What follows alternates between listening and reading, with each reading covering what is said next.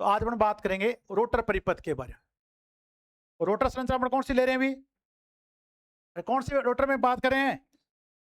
अरे phase bound, कौन सा? Phase bound, phase bound rotor परिपथ।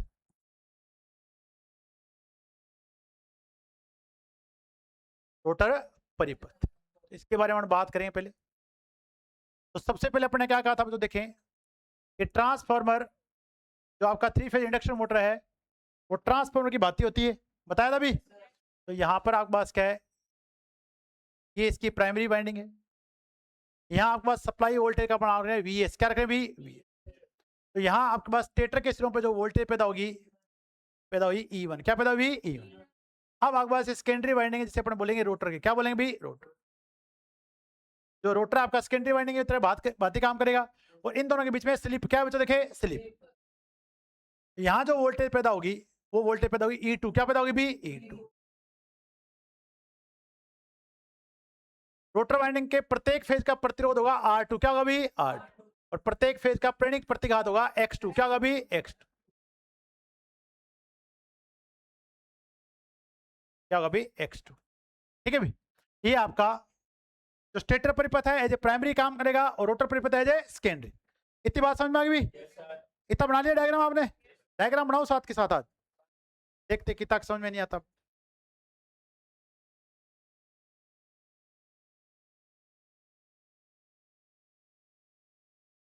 थोड़ी सी मेहनत करो, साथ साथ सीख जाओ, कोई दिक्कत नहीं। तो अब अपन बात करेंगे कि यहां पर E2 क्या है। बताओ E2 क्या पढ़ा था अपने? रोटर के प्रत्येक फेज के सिरों पर उत्पन्न विद्युत वाहक बल, याद है क्या? तो E2 अपने पास लिखते हैं पहले, क्या है E2? क्या है? रोटर के प्रत्येक फेज, रोटर के प्रत्येक फेज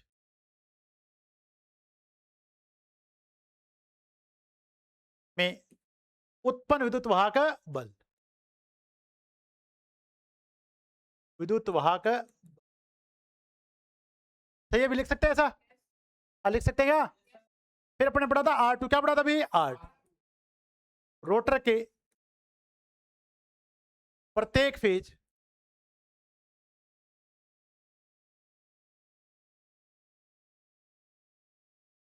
का प्रतिरोध,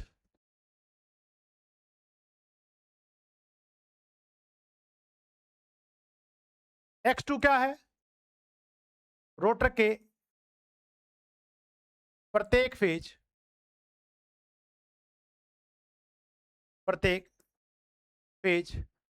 का प्रेरणिक प्रतिघात, का प्रेरणिक प्रतिघात। तीन बातें समझ में आ गई भी? अब जैसे आप जो देखें इसको सप्लाई से जोड़ोगे, यहाँ रोटर में धारा प्रवाहित है जिसका नाम आपने क्या लिख दिया? I2, क्या लिख दिया भी? I2। तो रोटर के प्रत्येक फेज में प्रवाहित है धारा, तो I2 है रोटर के प्रत्येक फेज में प्रवाहित धारा।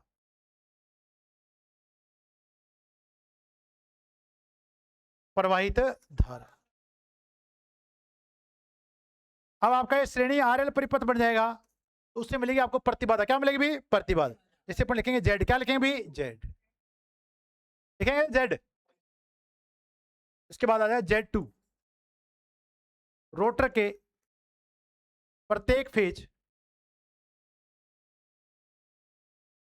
की प्रतिबाधा, की प्रतिबाधा। और फिर अपन लिखेंगे cos ∅2, क्या लिखेंगे भी? वो होगा रोटर का आपका शक्ति गुणांक, तो cos ∅2 रोटर परिपथ का शक्ति गुणांक, का शक्ति गुणांक।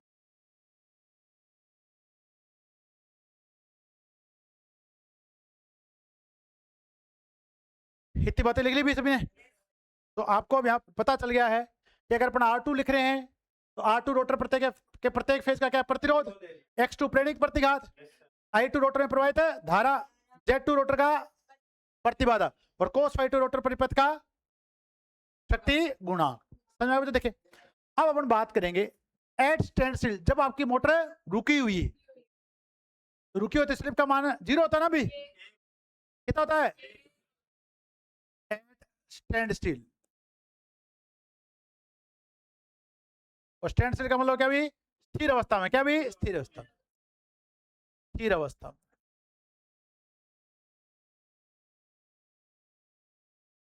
एस बराबर होगा 1, क्या होगा अभी 1। पहली बात समझ में आ गई। अगर एट स्टैंड स्टिल स्थिर अवस्था की बात करें तो स्लिप का मान कितना होगा 1। अब अपने यहाँ इनका रेशियो पड़ा भी, तो E2 भाग E1 बराबर होगा S भाग 1, लिख सकते हैं भी। तो यहाँ पर अगर एस स्टैंड स्टिल की बात करें तो आपका जो E2 होगा वो बराबर होगा S E1 के, और स्लिप का मान कितना है 1, तो E2 बराबर आपके पास हो जाएगा E1। कोई दिक्कत भी, कोई दिक्कत है नहीं।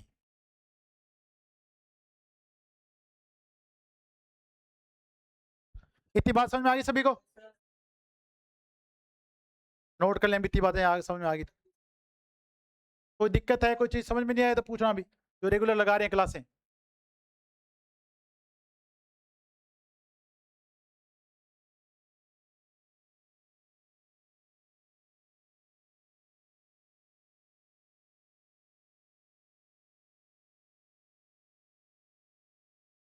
एस बराबर बेटा क्या लिख दिया 1 लिख दिया, तो E2 बराबर क्या हो गया E1। एस टेंसिल E2 बराबर क्या होगा E1, जितना E2 होगा उतना ही क्या होगा E1, या जितना E1 होगा उतना ही क्या होगा E2, एक ही बात है। अब जो देखें, अब इतनी बातें समझ में आ गई सभी को? अरे आ गई, चलो बहुत बढ़िया। अब हम बात करेंगे 3 फेज इंडक्शन मोटर में उत्पन्न आघूर्ण। 3 फेज इंडक्शन मोटर में उत्पन्न आघूर्ण। अब यहां पे जो आघूर्ण होगा वो 3 कारकों पर निर्भर करेगा। कितने कारकों पे? तो टी जो होगा वो समानुपाती यहां होगा फाई के, रोटर धारा I2 के, और rotor power factor cos phi 2 के। समझ में आ गया सभी को? अब यहां पर जो उत्पन्न आघूर्ण होगा वो समानुपाती किसके होगा? चुंबकीय फ्लक्स फाई के, रोटर धारा I2 के, और पावर फैक्टर कोस फाई। तो जो 3 फेज इंडक्शन मोटर होता है उसके रोटर में उत्पन्न आघूर्ण कितने कारकों पर निर्भर करता है? 3 कारकों समानुपाती होता है। एक तो फाई के चुंबकीय फ्लक्स के, रोटर धारा I2 के, और कोस फाई 2। समझ में आ गया? अब देखिए अगर अपन बात करें इस फाई के कारण पैदा होता E2, क्या पैदा होता E2, क्या पैदा होता है E2। जो रोटर में जो विद्युत वाहक बल पैदा होता है वो समानुपाती किसके होता है? चुंबकीय फ्लक्स के। ठीक है भी, तो अपने यहां से लिखेंगे, ये लिख ली लाइन भी सबने। तो रोटर में उत्पन्न विद्युत वाहक बल E2 चुंबकीय फ्लक्स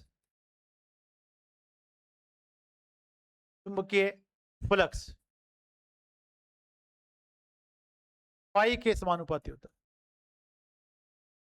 फाई के समानुपाती होता।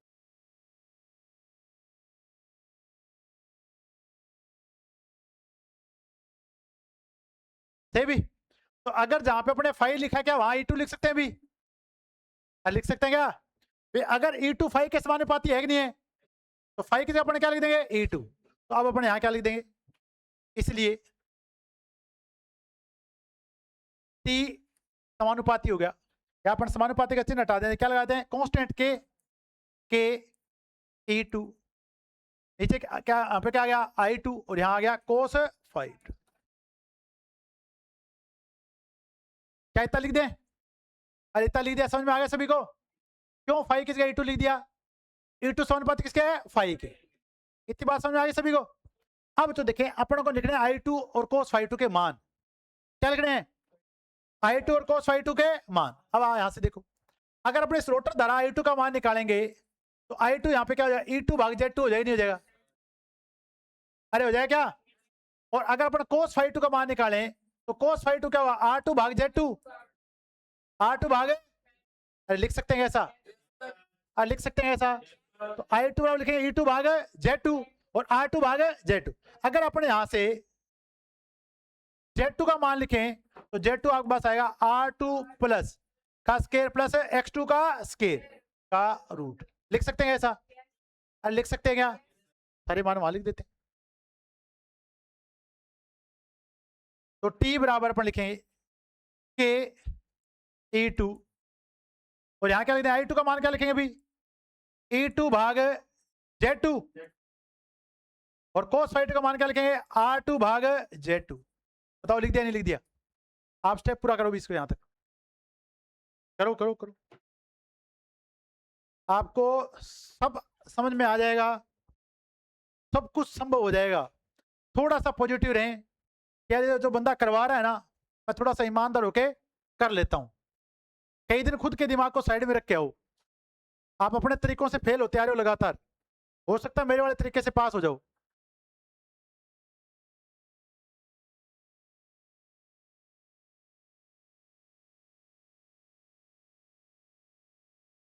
इतनी बातें लिख दी भी सबने। अब E2 बराबर क्या लिख दे अपन? E2 गुणा में E2, E2 किसके हो जाएगा? अरे सही है क्या? अभी अपन Z2 का मान क्या लिखा है, क्या रखे हैं बताओ? Z2 का मान अपन पढ़ के हैं R2 का स्केयर प्लस X2 का स्केयर, क्या क्या पढ़ के हैं? रूट। बस मान रख दो यहाँ पे, क्या दिक्कत है? तो T बराबर आप लिख दो कि E2 E2 का स्केयर कर दे यहाँ पे। अरे सही है क्या? E2 E2 का स्केयर कर दे, गुणा में क्या आ गया? R2 भाग यहाँ Z2 आ गया, बस Z2 अपने पास क्या आ गया? R2 का स्केयर प्लस X2 का स्केयर का रूट गुणा में R2 square plus X2 square का रूट। और जो दोनों गुणा करोगे तो स्केयर रूट हट जाएगा, क्या क्या बचेगा यहाँ पे?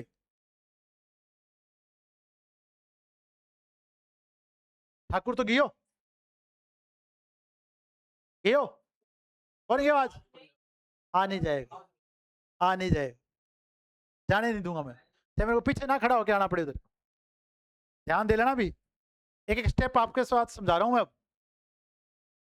नहीं गुरुजी आज तो मैं पहली बार आई हूं।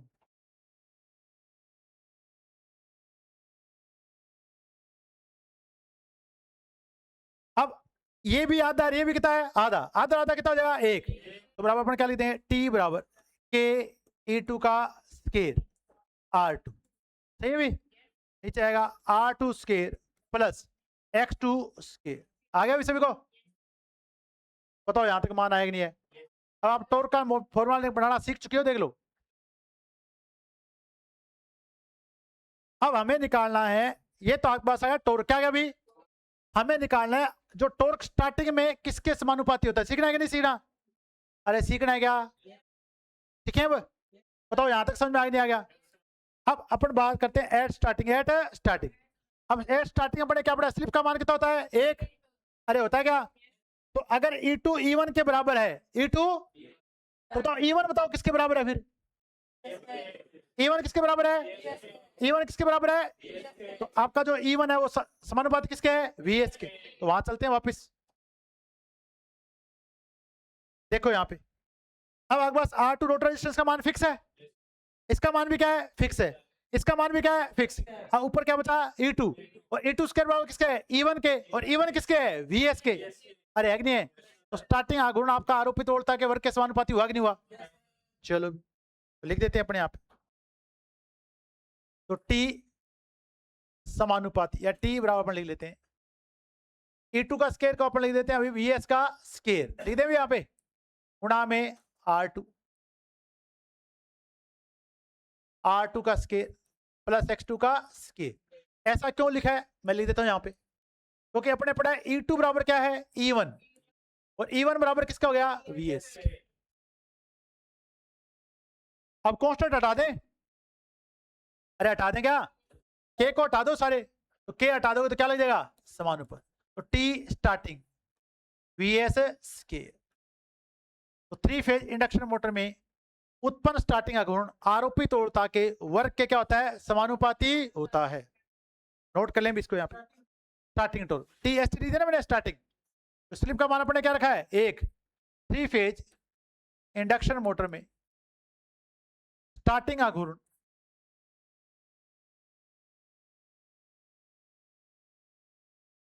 आघूर्ण आरोपित सप्लाई वोल्टता के समानुपाती, आरोपित सप्लाई वोल्टेज के वर्ग के समानुपाती होता है।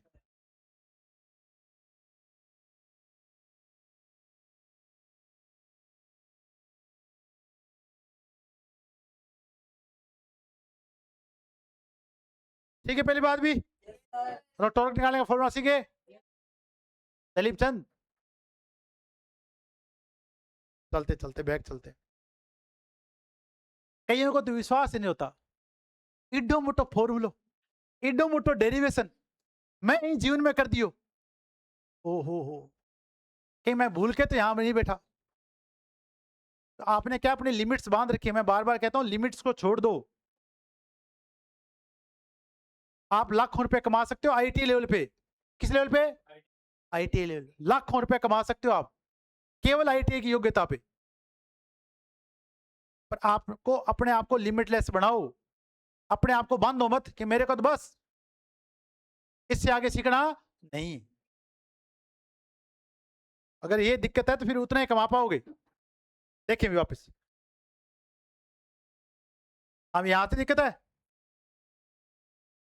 कहां से दिक्कत है?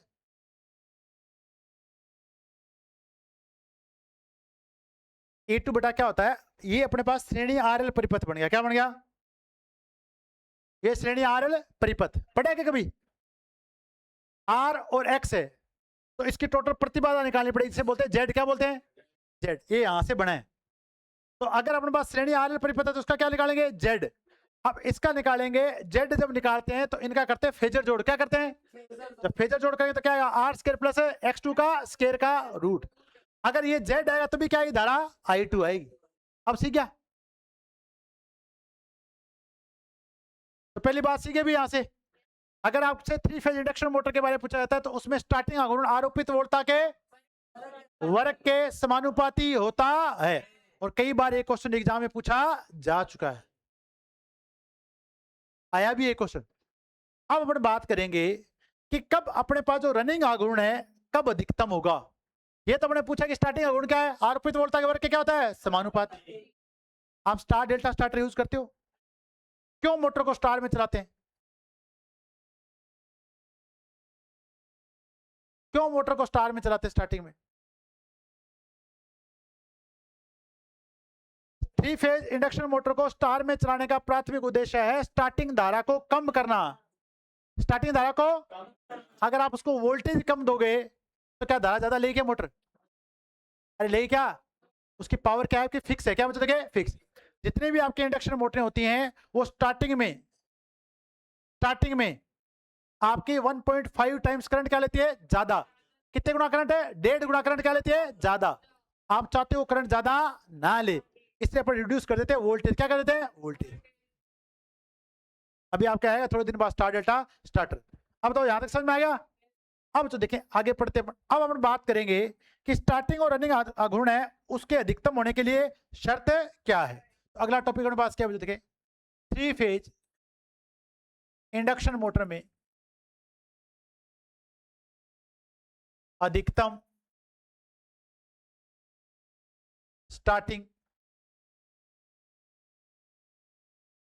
व रनिंग आघूर्ण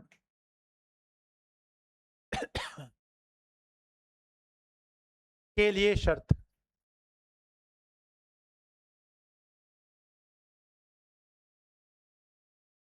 क्या कंडीशन?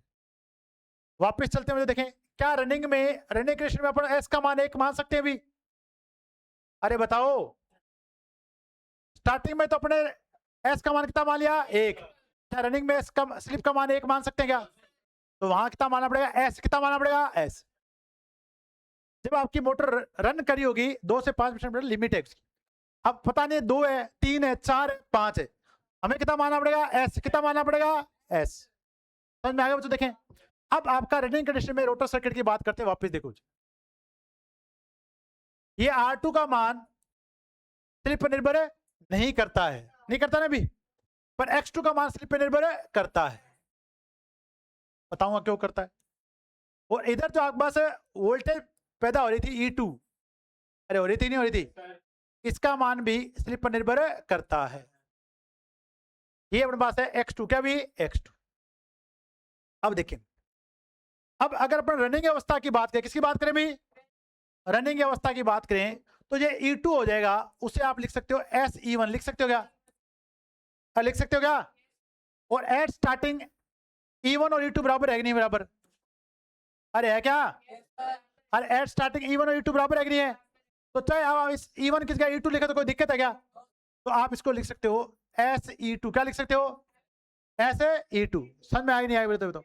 अब x2 की बात करें तो x2 क्या बताओ, रोटर आवृत्ति के बारे में सुना आपने, x2 बराबर होता है 2 पाई FL, अरे होता ही नहीं होता। अब अपने पास यहाँ पे होती है रोटर आवृत्ति, क्या होती है, और रोटर आवृत्ति बताओ क्या स्लिप के जो रोटर आवृत्ति होती है वो क्या किसके बराबर होती है, S गुणा में FS, अरे होता ही नहीं होता। तो क्या ये स्लिप पे निर्भर करता है क्या, अरे करता ही नहीं करता, S गुणा में FS। तो क्या अपन x2 को भी स्लिप पे लिखेंगे तो S क्या लिखेंगे, SX2। समझ में आ गया सभी को। तो अगर बच्चों देखिए स्लिप का मान चेंज होता है तो आपके रोटर का प्रेरणिक प्रतिघात का मान भी क्या होता है, चेंज होता है। और अगर स्लिप का मान चेंज होता है तो रोटर के प्रत्येक फेज में उत्पन्न वोल्टेज का मान भी क्या होता है, चेंज होता है। मान लिया कि नहीं मान लिया, मानना कि नहीं माना। अगर स्टार्टिंग में स्लिप का मान 1 है तो रनिंग कंडीशन में स्लिप का मान कितना है हमें पता नहीं है। तो क्या अब हमें जो रोटर जो स्लिप पर डिपेंड करे क्या उन्हें एस से गुणा करना पड़ेगा, नहीं करना पड़ेगा, करना पड़ेगा। चलो अब तो देखिए, अब इस केस में अगर अपन रोटर धारा I2 का मान निकालें तो कैसे लिखेंगे, रोटर धारा I2। अब I2 अपने क्या पढ़ा बच्चों, देखिए I2 अपने पढ़ा है E2 भाग Z2, पढ़ा है नहीं पढ़ा, पढ़ा at standstill, at stand. पर अब जो आपका E2 है वो किसके बराबर हो गया, ऐसे E2 के, अरे हो गया नहीं हो गया। तो रनिंग अवस्था की बात करें, अब आपका जो E2 है वो चेंज हो गया ऐसे E2, R2 किसमें चेंज हो जाएगा, R2 square plus S x2 के स्केयर का रूट, अरे हो जाए नहीं हो जाएगा, अरे हो गया कि नहीं हो गया, हजम हो रही है कि नहीं हो रही, थोड़ी थोड़ी उतारो तो थोड़ी देर में और पूरी हो जाएगी। ये वाला डायग्राम बना लो, उतारो इसको।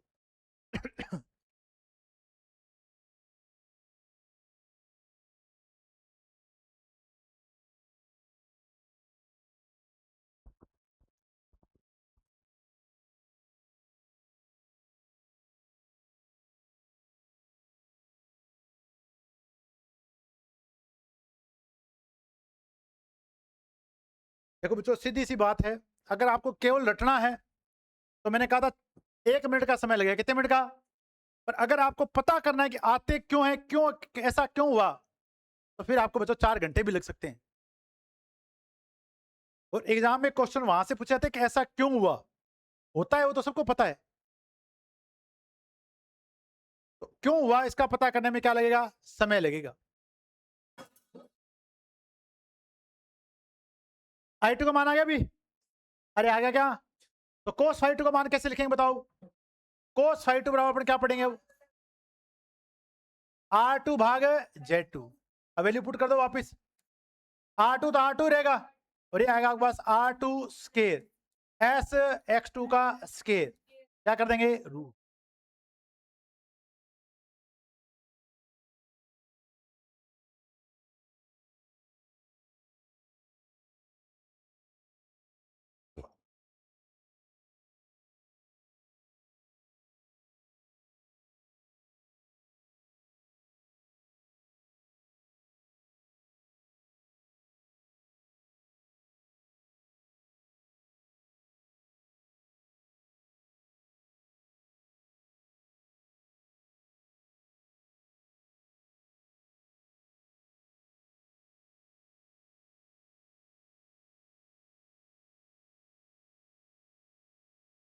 समझ में आ गया सभी को यहाँ तक, अरे आगे क्या, अब रनिंग अवस्था में आघूर्ण निकालें, फॉर्मूला सेम है।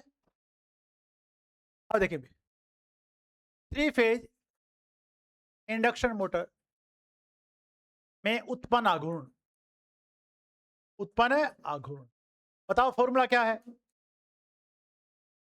T समानुपाती किसके है, फाई के I2 के और कोस फाई टू। अरे है क्या?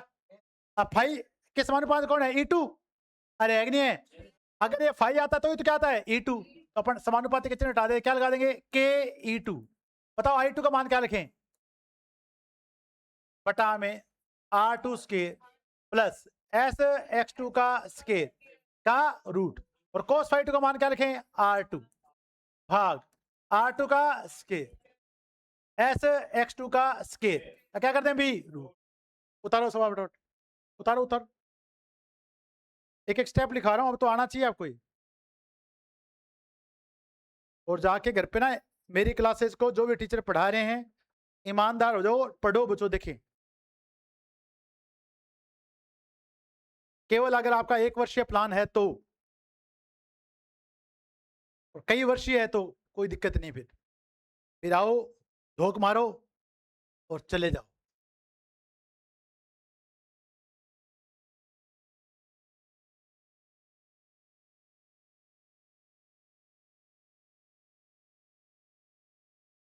सोल्व कर लेंगे इसको। रूट से रूट क्या हो जाएगा? कैंसिल। चलो ठीक है। अब बच्चों देखें, यहां से आ जाएगा KE2 की स्केयर, T बराबर अपने पास आ जाए KSE2 की स्केयर गुणा में R2। नीचे अपने पास आ जाएगा R2 का स्केयर S स्केयर X2 का स्केयर। सोल्व क्या आ जाएगा ये भाई? अरे आ जाएगा सोल्व के अमिजोत, आ जाएगा सोल्व के।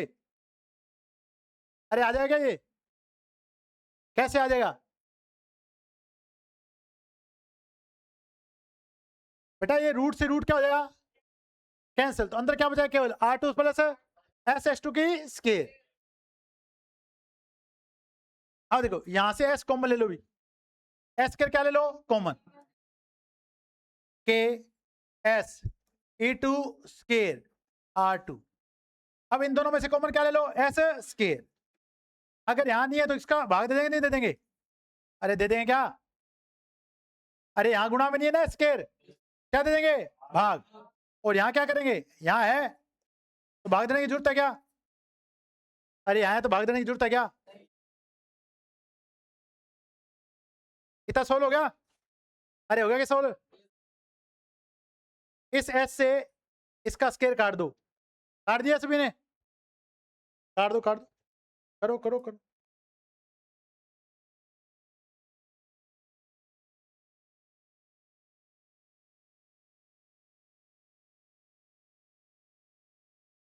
उतारे मत आओ, उतारा हुआ आपको किताब में मिल जाएगा, पर कोशिश करो कि ये हो कैसे रहा है। क्या करनी है? कोशिश करो कि ये कैसे समझाया जा रहा है। अब मैंने कॉमन ले लिया, केस स्केयर काट दिया, समझ में आएगा नहीं आया? बताओ हाँ। एस एस स्केयर कहाँ आएगा? E2 स्केयर आएगा। यहां हटा दिया, यहां कर दो एक से, तो यहां कर दो, ये हटा दो बस। हाँ बस, दोनों की स्केयर लग गई। ठीक है। अब देखो इसको वापस से इसको गुणा करें अंदर से, जब आप अंदर गुणा करोगे वापस क्या आएगा? KE2 का स्केयर R2। अब यहां अंदर से गुणा करो तो ये स्केयर कट जाएगी? नहीं कट जाएगी? यहाँ ऊपर क्या रहेगा? S रह जाएगा नहीं रहेगा? ऊपर S रहेगा क्या? नहीं रहेगा। यहाँ रहेगा R2, क्या रहेगा? R2 का स्केयर बटा में आएगा S, क्या आएगा?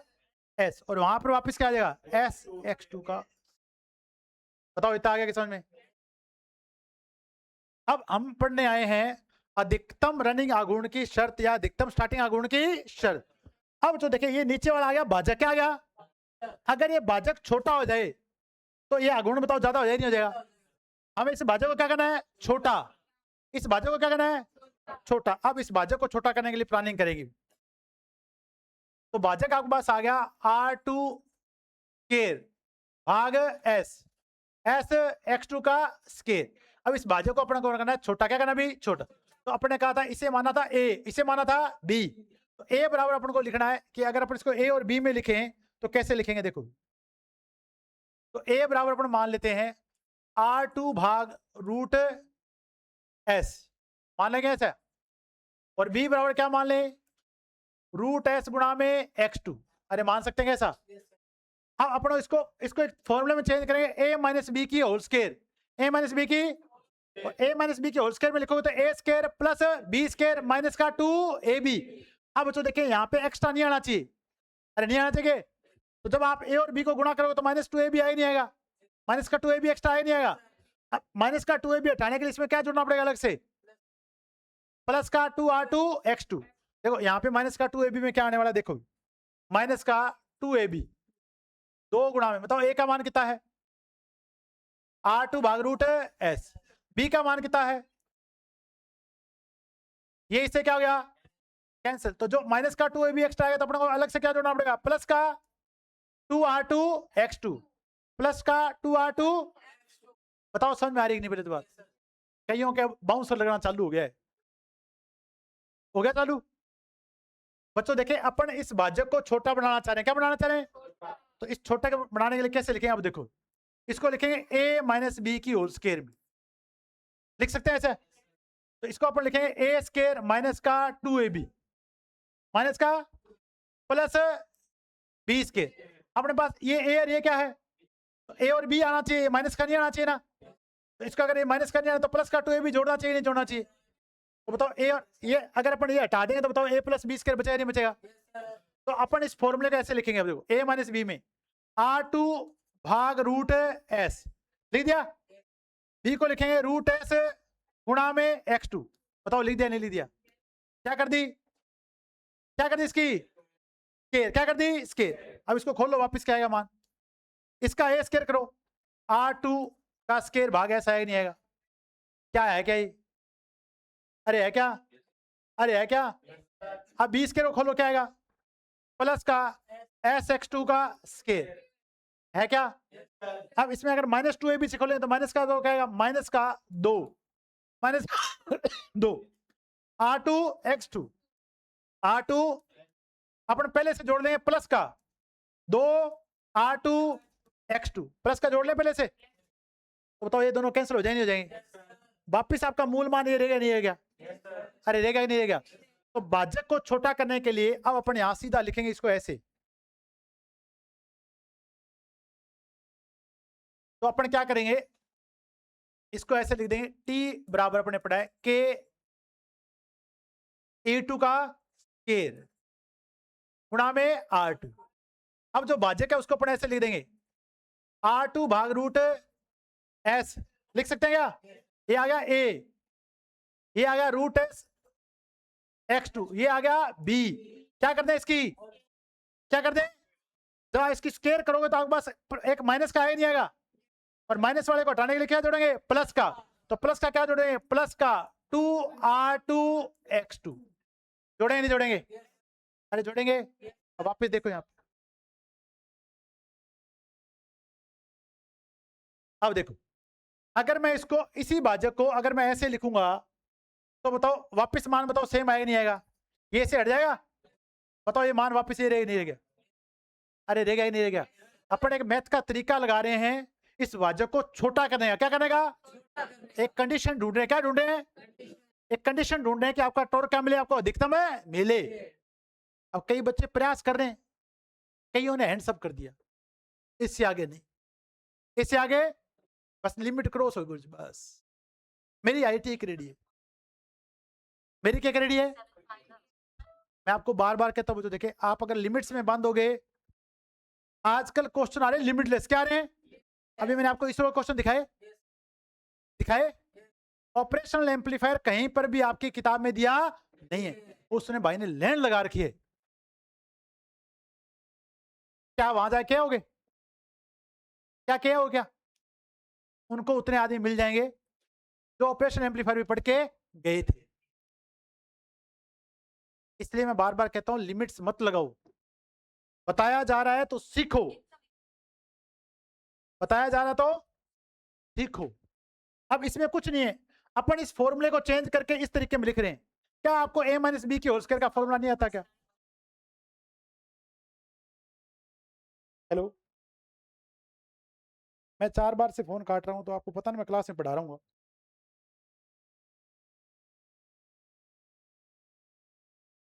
ठीक है भी। इस फॉर्मूले को चेंज किसमें लिख दिया, इसमें लिख दिया। क्यों? कि अपने कंडीशन ढूंढे, क्या ढूंढे कि आपको अधिकतम टॉर्क मिल जाए। समझ में आया क्या? अब इसको लिख के अपने इसमें लिख दिया सबने। अब अपने पास क्या बचा, देखिए ये अपने पास आ गया। अब अपने पास कंडीशन आ चुकी है कि अगर ये दोनों मान एक दूसरे क्या हो जाएं, अगर ये दोनों एक दूसरे के क्या हो जाएं, बराबर, क्या हो जाएं, तो जब दोनों मान एक दूसरे के पास बराबर हो जाएंगे तो केवल बताओ इतना भाजक बचेगा नहीं बचेगा? क्या भाजक छोटा हो जाएगा? और जब भाजक छोटा हो जाएगा तो बताओ टॉर्क ज्यादा मिलेगा नहीं मिलेगा? अरे किसी संख्या को छोटी संख्या से भाग दोगे तो आपके पास परिणाम बड़ा है नहीं आएगा। और हमारा परिणाम आज क्या ढूंढना है, टॉर्क। क्या ढूंढना है? उस टॉर्क के अपन पता करें, कंडीशन क्या पता करें कि किस कंडीशन में आपको अधिकतम टॉर्क मिलेगा। तो अपन एक कंडीशन बना ली, क्या बना ली, कंडीशन। समझ में आएगा? तो देखें, जैसे आप कई बार कंडीशन बनाते हो कि आज क्यों ना बीमार हो जाऊं, क्या ना हो जाऊं, बीमार हो जाऊं, तो कोचिंग जाना नहीं पड़ेगा। बनाते हो ना कंडीशन, अपन भी क्या बना रहे हैं, कंडीशन। अब तो देखें, अगर अपन कहें कि अगर ये दोनों मान बराबर, तो अधिकतम टॉर्क के लिए, कौन से टॉर्क के लिए, अधिकतम आघूर्ण के लिए, 3 फेज इंडक्शन मोटर में अधिकतम आघूर्ण के लिए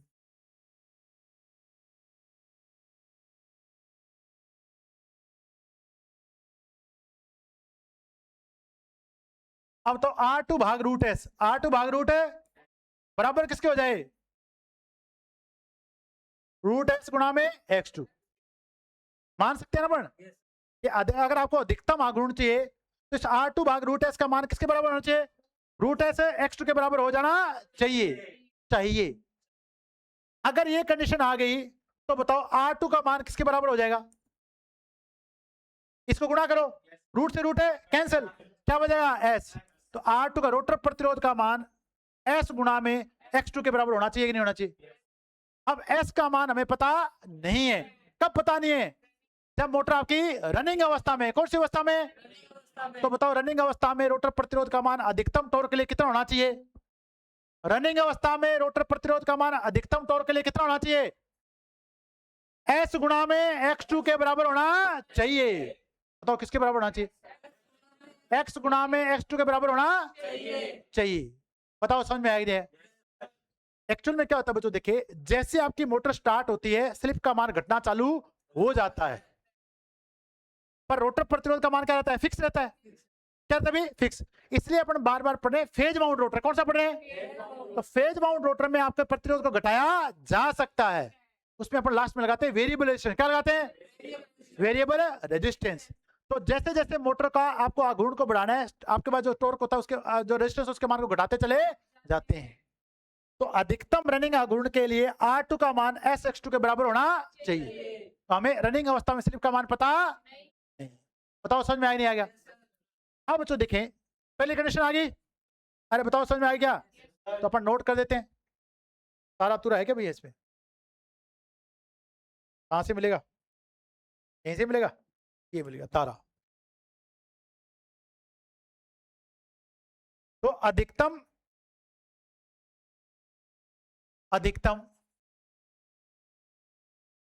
रनिंग आघूर्ण के लिए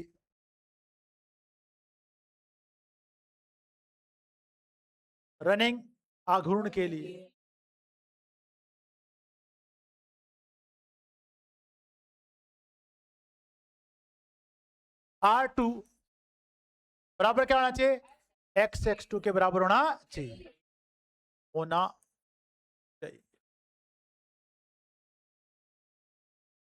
पहली बात समझ में आ गई बच्चों? अरे आगे बात समझ में?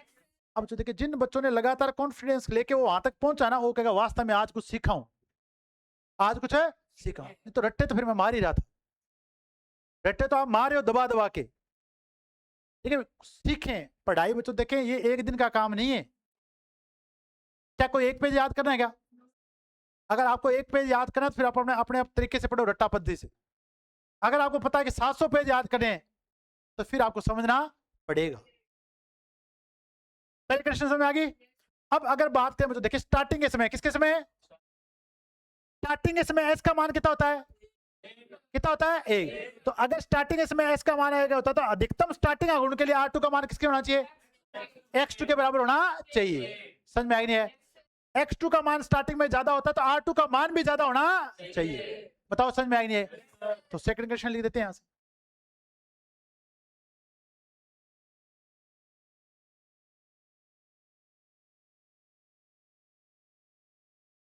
अधिकतम स्टार्टिंग आघूर्ण के लिए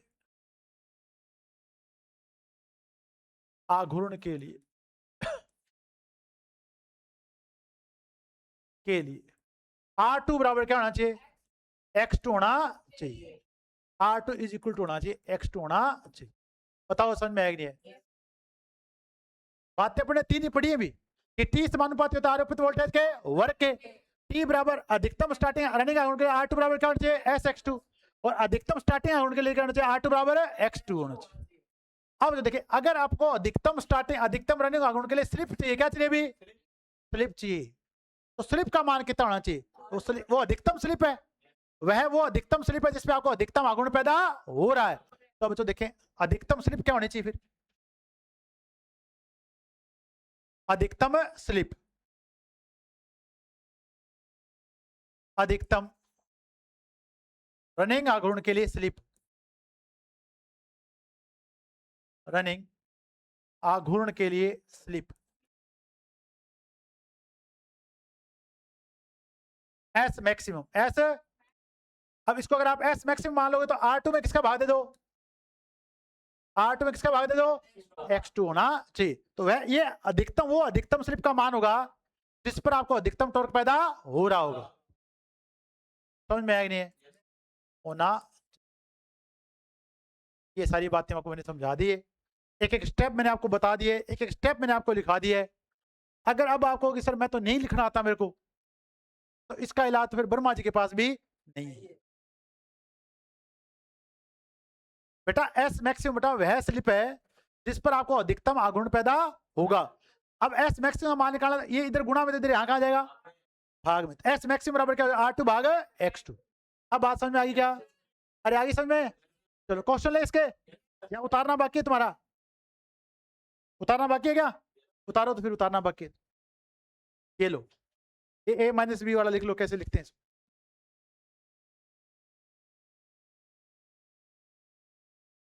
यहां तक लिखा हुआ है क्या तुम्हारा? अरे लिखा हुआ है क्या यहां तक?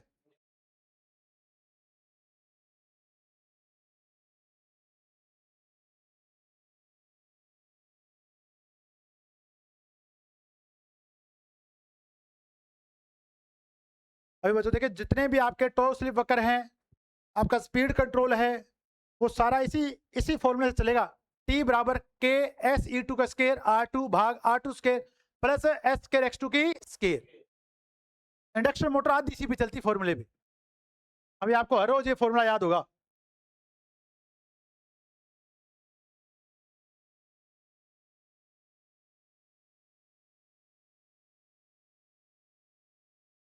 इसको अपने ऐसा लिख दिया है ताकि ये अपने पास क्या आ जाए? छोटा हो जाए। क्या हो जाए? छोटा। ठीक है भी।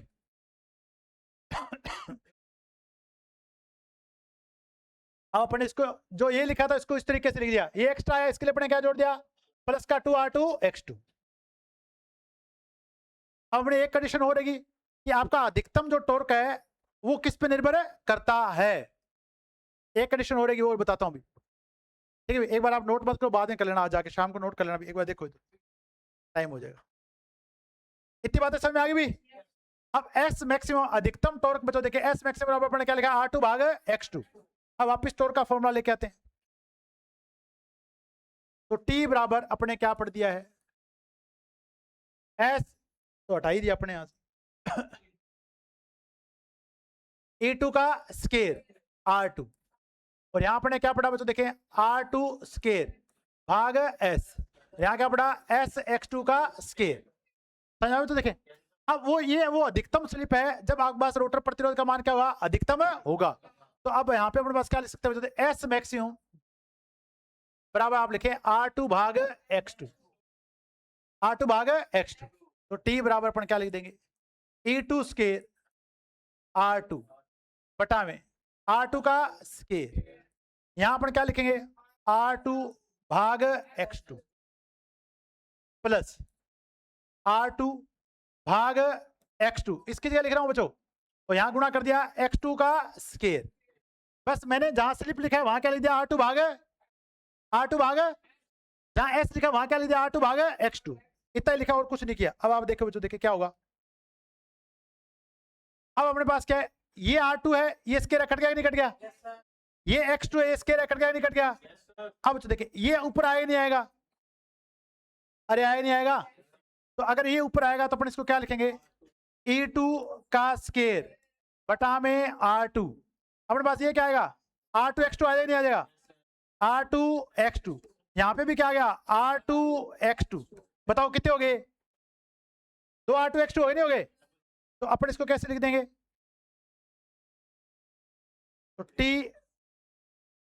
t बराबर लिख देंगे E2 का स्केयर R2 भाग 2R2x2 लिख देंगे कैसा, R2 से R2 क्या हो गया, कैंसिल। तो ये आपका अधिकतम टॉर्क है, T मैक्सिमम। T क्या कहीं पर भी आपको R2 दिखाई दे रहा है किसमें, तो किस पे निर्भर कर रहा है, x2 पे। किस पे निर्भर कर रहा है, x2 पे। किस पे निर्भर कर रहा है, x2 पे। x2 के समानुपाती है, विलोमानुपाती है, तो क्या रोटर में जो अधिकतम आघूर्ण पैदा होता है क्या रोटर प्रतिरोध पे निर्भर करता है, रोटर प्रतिरोध निर्भर नहीं करता।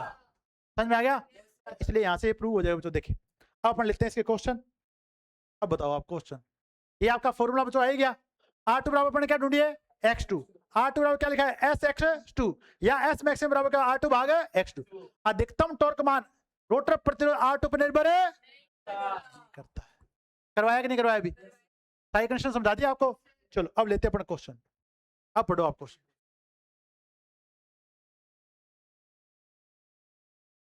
अधिकतम टॉर्क प्राप्त करने की शर्त क्या है, अधिकतम टॉर्क प्राप्त करने की शर्त क्या है, R2 बराबर होना चाहिए sx2।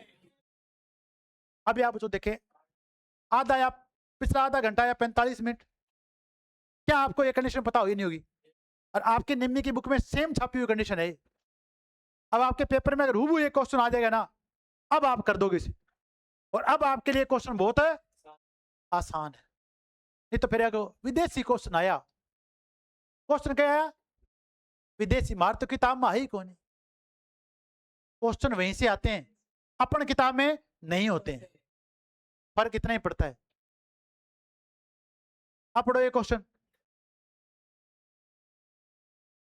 स्लिप का सूत्र क्या है, अधिकतम स्लिप S मैक्सिमम R2 भाग x2। अरे है कि नहीं है, अब ये क्वेश्चन भी आता है तुम्हें। अगला क्वेश्चन पढ़ो। T मैक्सिमम बताया तुम्हें, का परिणाम किस पर निर्भर नहीं करता है, किस पर निर्भर है, रोटर प्रतिरोध। कहां पे लिखा है रोटर प्रतिरोध, सी ऑप्शन, रोटर प्रतिरोध। हो गया सॉल्व। चलो अगला क्वेश्चन पढ़ो। इंडक्शन मोटर का रोटर प्रतिरोध R2 बढ़ाया जाए, R2 S मैक्सिमम बराबर पड़ा है आपने R2 भाग x2। अगर आप इसको बढ़ाओगे तो बताओ स्लिप बढ़ जाएगी नहीं बढ़ जाएगा, तो स्लिप बढ़ जाएगी।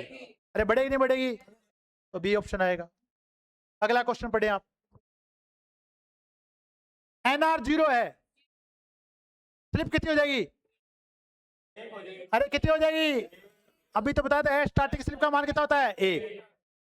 ये मैं ना आपके छपवा दूंगा दिमाग में, क्योंकि ये सीधे क्वेश्चन आने।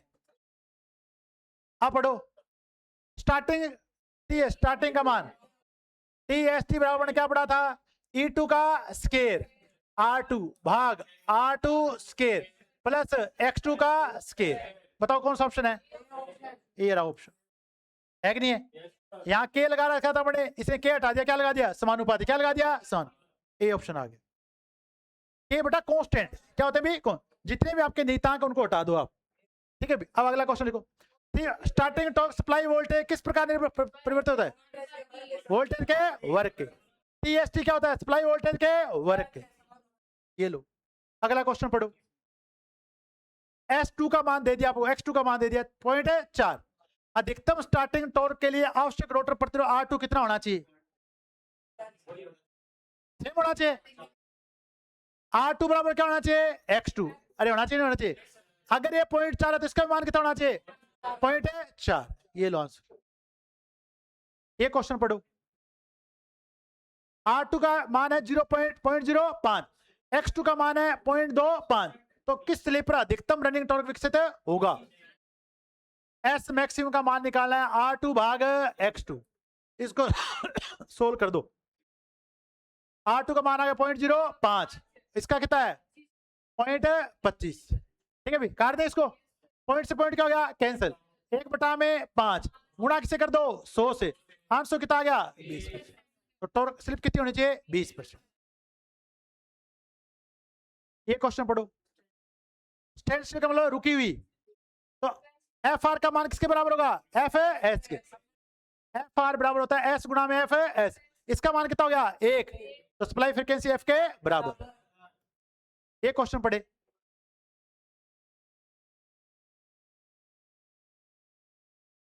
रनिंग अवस्था में रोटर प्रतिघात x2 एवं स्टैंड स्टिल में x2 में क्या संबंध होता है?